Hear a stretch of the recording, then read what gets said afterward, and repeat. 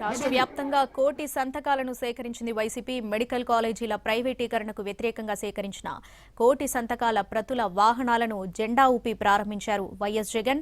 Tadepalli YCP office నుంచి AP Lok Bhavan కు బయలుదేరాయి వాహనాలు. సాయంత్రం 4 గంటలకు గవర్నర్ను కలవనున్నారు వైఎస్ జగన్. 1,04,11,000 సంతకాల ప్రతులను గవర్నర్కు సమర్పించనున్నారు. 10 మెడికల్ కాలేజీలను పీపీపీ మోడల్లో నిర్మించాలని ప్రభుత్వం నిర్ణయం తీసుకుంది. దీన్ని వైసీపీ వ్యతిరేకిస్తుంది.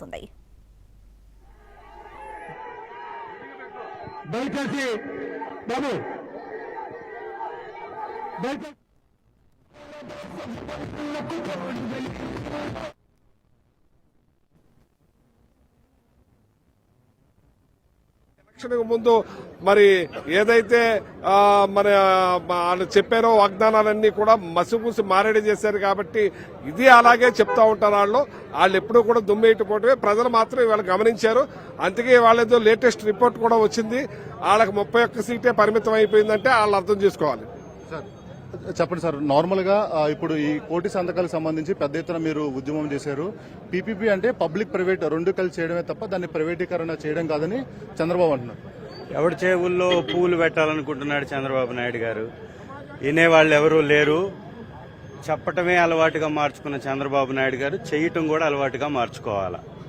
మీరు ఇంతకు ముందే అడిగారు, అది సాధ్యం కాదని మంత్రి గారు అన్నారు. కోటి సంతకాలు సేకరించడం కుదరదన్నాడు. ఏదో మీరు చెప్తున్నారు. వారు కళ్ళు తెరవాల్సింది ఏంటంటే, వాళ్ళు నిద్రపోతున్నట్టున్నారు. ఇప్పుడన్నా కళ్ళు తెరవాల్సిందే ఏంటంటే, ప్రతి 10 మందిలో 8 మంది ఈ కూటమి వద్దు అని ఆ సర్వేల్లో చెప్తున్నారు. మరి అలాంటిది 5 మంది బయటకు వచ్చేసి సంతకం పెట్టరా? ఏం ఆలోచన, ఎలాంటి ఆలోచన వాళ్ళు చేస్తున్నారు? ప్రజల్ని ఇబ్బంది పెడుతూ పదే పదే హింసిస్తూ దోపిడీ చేయడం తప్ప ఇంకొక కార్యక్రమం వాళ్ళు తీసుకోవాలా. ఇవాళ ఇంత పెద్ద ప్రజా ఉద్యమానికి మద్దతు ఇంతమంది వచ్చారు అంటే కళ్ళు తెరవద్దా ఈ ముద్దు కూటమి ప్రభుత్వం? ఇంకా మళ్ళీ అవాకు చవాకులు పేలితే ఎట్లా? అసలు ఆరోగ్యం ప్రైవేటీకరించడం అనేది వైద్యాన్ని అది భయంకరమైనటువంటి తప్పు. ఆ తప్పును పదే పదే చేస్తానంటే మిమ్మల్ని కాపాడడం ఆ దేవుడి వల్ల కూడా కాదు, పాతాళానికి మిమ్మల్ని తొక్కేయడానికి జనాలు సిద్ధంగా ఉన్నారనేది తెలుసుకోవాలి. ఈరోజు దేశంలోనే కాదు ప్రపంచంలో వైద్య కళాశాలలో ప్రభుత్వం నడపాలనేటటువంటి ఉద్యమం, కోటి సంతకాలు సేకరించడం, ఇది మహా ఉద్యమం. ఇది కోట్ల మంది రోడ్ల మీదకి వచ్చినటువంటి జనాలను చూస్తే అర్థమవ్వాలా. నిన్న జరిగినటువంటి జిల్లా కేంద్రాల్లో ఎంతమంది వచ్చారండి ఒక్కొక్క చోట? వీరందరూ కూడా ప్రభుత్వానికి వ్యతిరేకంగా వచ్చారు కదా బయటికి.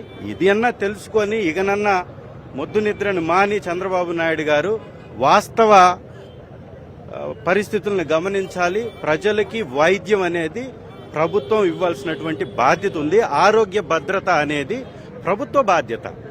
ఆర్థికంగా ఏ విధంగా ఆదుకుంటారో ఆరోగ్యపరంగా కూడా భద్రత కల్పించడం అనేది ప్రభుత్వాల యొక్క బాధ్యత.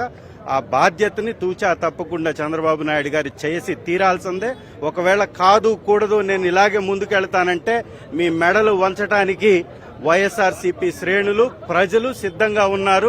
మీ కూటమి ప్రభుత్వం 5 సంవత్సరాలు కూడా బటికి బట్టగట్టగలిగేటటువంటి పరిస్థితిలో ఉండదు అనేది మాత్రం వాస్తవం.